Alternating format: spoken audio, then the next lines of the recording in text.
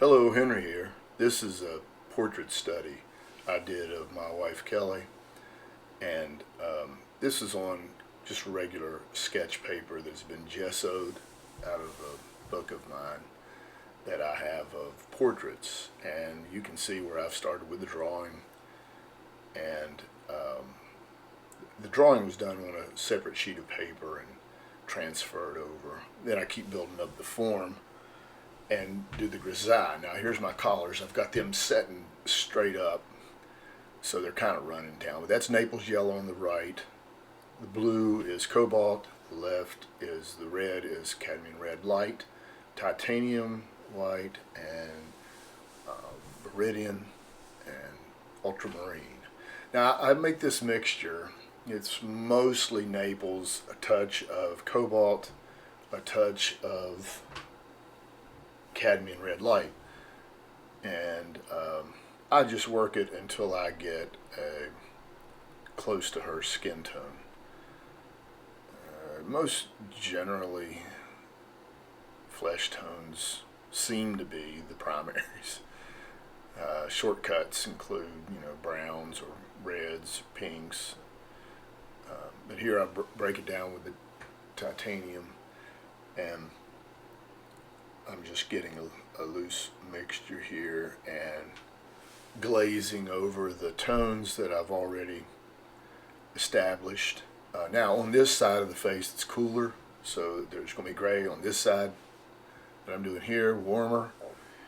And the reason is a photo that I had taken to our right, her left is there's a north window, so it's cool on that side, and on her right side, our left, it's a bulb that is warmer, and you can see the difference. But look how it draws a nice line from her forehead down her nose and her lips to her chin.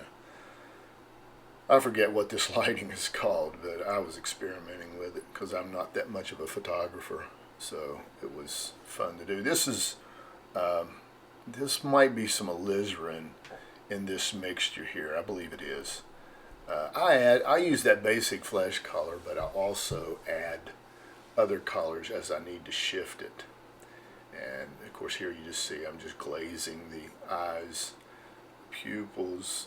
Yeah, that was alizarin crimson down below. I did this sketch a while back, and I had this video laying around, and I thought I would just go ahead, and so I've forgotten probably a lot about it. And there you can see where I'm tinting her forehead and then taking it off.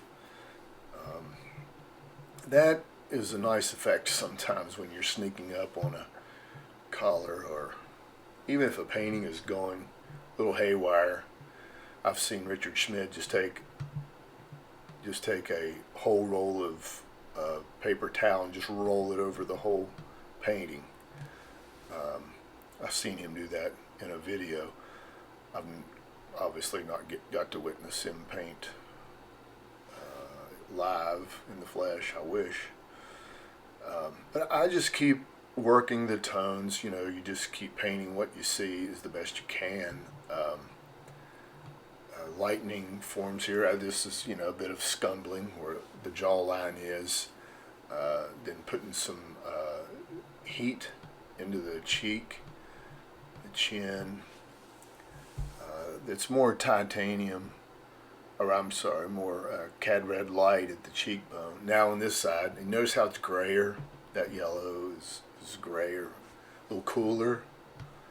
That's that northern light, and of course darkening the tone. The lighting was mostly dark, mostly lit from the top coming down, so that as the light's falling under her chin and her neck. I'm just following the form. This is just the background. I had to put some background in there. I had started not to use any background, but then I thought it might help punch the colors a little bit.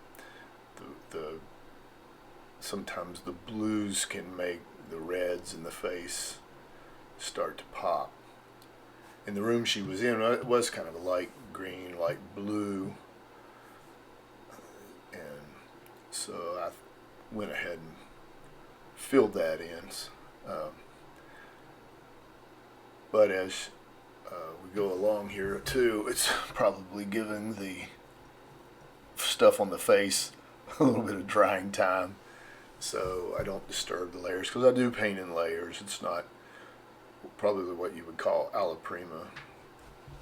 It's not in one setting. When I did the grisaille, I let that dry, and then the glazes come over top of that. Those glazes dry. I'm using the Artisan oils, the water soluble. Um, I like them pretty well. That's primarily what I use. There's no need for solvents. Water's all you need. Now sometimes, especially in painting plein air, when you want it to set up fast, I've used turpentine. Now I'm getting those deep reds in her hair. Then I'm going to build on top of that, of course. Blonde hair, there's reds and greens, oranges, yellows, very subtle changes at times. It's quite a challenge to paint. I've heard some people say they don't even like to paint blonde hair. Notice that green mixture there. There's greens and blonde hair,